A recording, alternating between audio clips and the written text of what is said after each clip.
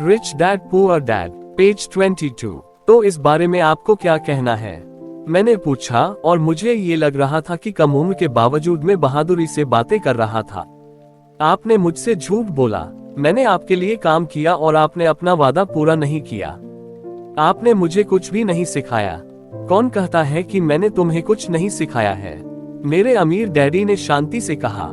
मैंने 3 हफ्ते तक काम किया और इस बीच आपने सिखाना तो दूर रहा, मुझसे कभी बात तक नहीं की। मैंने व्यंग्य भरे अंदाज में कहा, क्या सिखाने का मतलब केवल भाषण या बातचीत ही होता है? अमीर डैडी ने पूछा। और क्या? मैंने जवाब दिया। इस तरह से वे तुम्हें स्कूल में सिखाते हैं, उन्होंने मुस्कुराकर कहा। परंतु जिंदगी तुम्हें इस तरह नहीं सिखाती और मेरा यह मानना है कि जिंदगी सबसे बढ़िया टीचर होती है।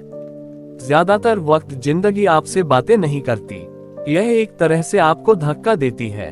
हर धक्के के जरिए जिंदगी आपसे कहती है, जाग जाओ, मैं तुम्हें कुछ सिखाना चाहती हूँ। यह आदमी कैसी बेसिर पैर की बातें कर रहा है? मैंने अपने आप से पूछा। जिंदगी अगर मुझे धक्का देती तो इसका मतलब यह है कि जिंदगी मुझसे बातें करती है। अब मैं जान चुका था कि मुझे ये काम तत्काल छोड़ देना चाहिए। मैं किसी ऐसे आदमी से बातें कर रहा था जो पागल था और जिसे ताले में बंद रखने की जरूरत थी। अगर तुम जिंदगी के सबक सीखते हो तो इससे तुम्हें बहुत फायदा होगा। अगर तुम ऐसा नहीं करते हो तो जिंदगी तुम्हें लगातार धक्के देती रहेगी। लोग 2 चीजें करते हैं।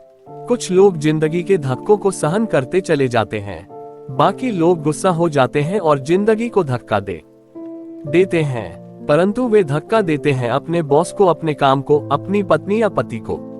वे यह नहीं जानते कि जिंदगी उन्हें धक्का दे रही है। मैं नहीं जानता था कि वे किस बारे में बात कर रहे थे। जिंदगी हम सबको धक्के मारती है। कुछ लोग हार मान लेते हैं, बाकी के लोग लड़ते हैं। कुछ लोग सबक सीख लेते हैं और आगे बढ़ जाते हैं। वे जिंदगी के धक्कों का स्वागत करते हैं। इन गिने चुने लोगों के लिए इसका यह मतलब होता है कि उन्हें कुछ नया सीखना चाहिए। वे सीखते हैं और आगे बढ़ जाते हैं। ज्यादातर लोग छोड़ देते हैं और कुछ लोग तुम्हारी तरह लड़ते भी हैं। अमीर डैडी खड़े हो गए और उन्होंने टूटी फूटी खिड़की को बंद कर दिया। अगर तुम ये सबक सीख लेते हो तो तुम एक समझदार, अमीर और सुखी युवक बन सकते हो। अगर तुम यह नहीं सीखते हो तो तुम जिंदगी भर अपनी समस्याओं के लिए अपनी नौकरी, कम तनख्वाह या अपने बॉस को कोसते रहोगे। तुम हमेशा ऐसे बड़े मौके की उम्मीद करते रहोगे जो आए और तुम्हारी आर्थिक समस्याओं को सुलझा दे।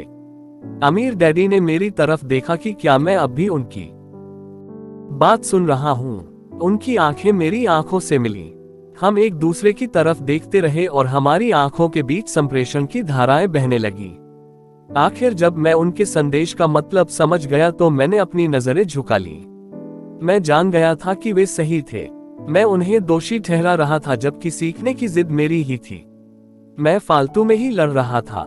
अमीर डैडी ने आगे कहा, अगर आप इस तरह के आदमी हैं जिसमें हिम्मत नहीं है तो आप जिंदगी के हर थपेड़े के सामने हार मान जाते हैं।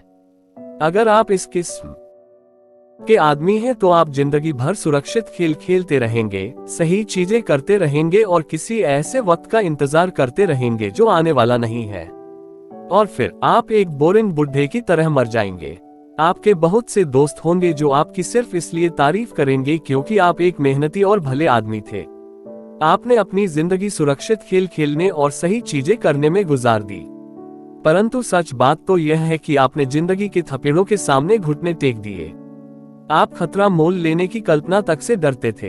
हकीकत में तो आप जीतना चाहते थे, परंतु आपके लिए हारने का डर जीतने के रोमांच से ज्यादा ताकतवर साबित हुआ। अंदर से आप और केवल आप जान पाएंगे कि आपने कभी जीतने की कोशिश नहीं की। आपने सुरक्षित खेल खेलने का विकल्प चुना। हमारी नजरें एक बार फिर मिली। 10 सेकंड तक हम एक दूसरे की तरफ देखते रहे और एक बार फिर मैंने तभी नजरें हटाई जब मैं उनकी बात का मतलब समझ गया। आप मुझे धक्का दे रहे थे। मैंने पूछा, कुछ लोग ऐसा कह सकते हैं? अमीर डैडी मुस्कुराए। मैं तो यही कहूंगा कि मैं तुम्हें जिंदगी का स्वाद चखा रहा था। कैसा स्वाद? मैंने पूछा। मैं अब भी गुस्सा था, परंतु अब मेरी जिज्ञासा भी जाग गई थी। अब मैं सीखने के लिए भी तैयार था। तुम दोनों ऐसे पहले लोग हो जिन्होंने मुझसे पैसा बनाने की कला सीखने का आग्रह किया। मेरे पास 150 से भी ज्यादा कर्मचारी है, पर उनमें से एक ने भी मुझसे पैसा कमाने की कला के बारे में कभी नहीं पूछा। वे मुझसे नौकरी मांगते हैं, तनख्वाह मांगते हैं, परंतु पैसा बनाने की कला नहीं सीखना चाहते। तो ज्यादातर लोग इसी तरह अपनी जिंदगी के सबसे बेहतरीन साल पैसे के लिए काम करने में बर्बाद कर देंगे और आखिर तक ये कभी समझ ही नहीं पाएंगे कि दरअसल वे किसके लिए काम कर रहे हैं। मैं पूरा ध्यान लगाकर उनकी बात सुनता रहा। तो जब माइक ने मुझसे कहा कि तुम पैसा कमाने की कला सीखना चाहते हो, तो मैंने एक ऐसा कोर्स तैयार किया जो असली जिंदगी के करीब था। मैं बोलते बोलते थक जाता, परंतु तुम कभी मेरी बात का मतलब नहीं समझ पाते। इसलिए मैंने ये फैसला किया कि तुम्हें जिंदगी के थपेड़ों का स्वाद चखा दिया जाए, ताकि तुम मेरी बात सुन भी सको और समझ भी सको। इसी कारण मैंने तुम्हें 1 घंटे के 10 सेंट दिए थे। तो 10 सेंट प्रति घंटे काम करने के बाद मैंने क्या सबक सीखा? मैंने पूछा। यही कि आप घटिया हैं और अपने कर्मचारियों का शोषण करते हैं। अमीर डैडी अपनी कुर्सी पर पीछे की तरफ झुकते हुए जोर से हंसने लगे। जब उनकी हंसी बंद हुई तो उन्होंने कहा, अच्छा होगा अगर तुम अपना सोचने का नजरिया बदल लो। मुझे समस्या मत मानो, मुझे दोष देना छोड़ दो। अगर तुम सोचते हो कि तुम्हारी समस्या मैं हूं, तो तुम्हें मुझे बदलना होगा। इसके बजाय अगर तुम्हें ये लगता है कि तुम्हारी समस्या तुम खुद हो, तो तुम खुद को बदल सकते हो, सीख सकते हो और ज्यादा समझदार बन सकते हो। ज्यादातर लोग चाहते हैं कि दुनिया का हर आदमी बदल जाए, बस हम खुद ही न बदलें। मैं तुम्हें ये बता दूं कि किसी दूसरे को बदलने से ज्यादा आसान यह है कि हम खुद को बदल लें। मैं आपकी बात ठीक से समझ नहीं पाया, मैंने कहा। अपनी समस्याओं के लिए मुझे दोष देना छोड़ दो, अमीर डैडी ने अधीरता से कहा। पर आपने मुझे सिर्फ 10 सेंट का ही वेतन दिया, तो तुमने क्या सीखा? अमीर डैडी ने मुस्कुराकर पूछा। यही कि आप घटिया हैं, मैंने शरारत भरी मुस्कान के साथ कहा। अच्छा, तो तुम ये सोचते हो कि समस्या मैं हूँ? अमीर डैडी ने कहा। वो तो आप हैं ही। खैर, इसी तरीके से सोचते रहो और तुम जिंदगी भर कुछ नहीं सीख पाओगे। अगर तुम्हारा नजरिया यही है कि समस्या मैं हूं, तो तुम्हारे पास क्या विकल्प रह जाते हैं?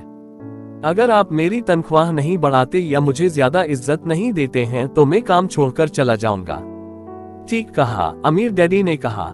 और ज्यादातर लोग यही करते हैं। वे काम छोड़कर चले जाते हैं और दूसरी नौकरी की तलाश करते हैं, जहां उन्हें बेहतर मौके और ज्यादा अच्छी तनख्वाह मिले। उन्हें ये गलतफहमी होती है कि नई नौकरी या ज्यादा तनख्वाह से उनकी समस्या सुलझ सकती है। ज्यादातर मामलों में ऐसा नहीं होता। तो समस्या किस तरह सुलझ सकती है? मैंने पूछा। 10 सेंट प्रति घंटे के हिसाब से तनख्वाह लेकर मुस्कुराते हुए अमीर डैडी मुस्कुराए। यही बाकी के लोग करते हैं। वे ये जानते हुए भी कम तनख्वाह में काम करते हैं, क्योंकि नौकरी छूट जाने पर उनका और उनके परिवार का पेट कैसे भरेगा। इसीलिए मन महसूस वे नौकरी करते हैं और यह सोचकर तनख्वाह बढ़ने का इंतजार करते हैं कि ज्यादा पैसा आने से समस्या सुलझ जाएगी। ज्यादातर लोग ऐसा ही सोचते हैं और कड़ी मेहनत करते हुए दूसरी नौकरी भी कर लेते हैं, परंतु उसमें भी उन्हें तनख्वाह कम ही मिलती है। मैं फर्श को घूरता रहा। अब मैं आमिर डैडी के सबक को समझने लगा था। मुझे यह एहसास हो गया था कि यह जिंदगी का स्वाद है। आखिरकार मैंने ऊपर की ओर देखा और अपना सवाल दोहराया, तो फिर यह समस्या किस तरह सुलझेगी? इस सवाल के जवाब में आमिर डैडी ने मुझे वह बेशकीमती नजरिया दिया जो उन्हें अपने कर्मचारियों और मेरे गरीब डैडी से अलग करता था, और जिसकी बदौलत वे हवाई के सबसे अमीर आदमी बनने वाले थे, जबकि मेरे पढ़े लिखे गरीब डैडी जिंदगी भर पैसे की तंगी से जूझने वाले थे। यह एक अद्भुत नजरिया था जिसने मेरी जिंदगी का नक्शा ही बदल दिया। अमीर डैडी ने बार बार मुझे ये नजरिया याद दिलाया, जिसे मैं पहला सबक कहूंगा। गरीब और मध्य वर्गीय लोग पैसे के लिए काम करते हैं, अमीरों के लिए पैसा काम करता है। मेरे गरीब डैडी ने जो शिक्षा मुझे दी थी, शनिवार की उस खुशनुमा सुबह मैं उससे बिल्कुल अलग नजरिया सीख रहा था। 9 साल की उम्र में मैं ये समझ गया था कि दोनों ही डैडी चाहते थे कि मैं सीखूं। दोनों ही डैडी मुझे पढ़ने के लिए प्रेरित करते थे। फर्क सिर्फ इतना था कि दोनों के सुझाए विषय अलग अलग थे। मेरे पढ़े लिखे डैडी चाहते थे कि मैं वही करूं जो उन्होंने किया था। बेटे, मैं चाहता हूँ कि तुम मेहनत से पढ़ो, अच्छे नंबर लाओ ताकि तुम्हें किसी बड़ी कंपनी में सुरक्षित नौकरी मिल सके।